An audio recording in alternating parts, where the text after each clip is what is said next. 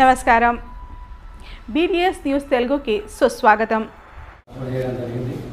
ఎందుకంటే ఏది రావడం మీద పడుతున్న కొద్దీ మనకు సమస్యలు వస్తూనే ఉంటాయి. ఏది ఏమైనా మనం ఒక డిపార్ట్మెంట్లో మంచి పేరు తెచ్చుకొని ఈరోజు రిటైర్మెంట్ అయిపోయినందుకు చాలా సంతోషం. మనం పోయేటప్పుడు ఏమి తీసుకురాము, ఏమి తీసుకోకూడదు, దాన్ని మనం ఏదైనా మంచితనం అనేది మనలోనే ఉంటుంది. అది మన వ్యక్తిత్వాన్ని బట్టి, మన ఫ్యామిలీని బట్టి, మనకి ఎదుటి వారికి ఇచ్చే గౌరవం బట్టి. ఇప్పుడు ప్రజెంట్ సిచ్యువేషన్లో ఇలాగ కొద్దిసారి చెప్పినట్టు అవన్నీ మర్చిపోతున్నది కాదు.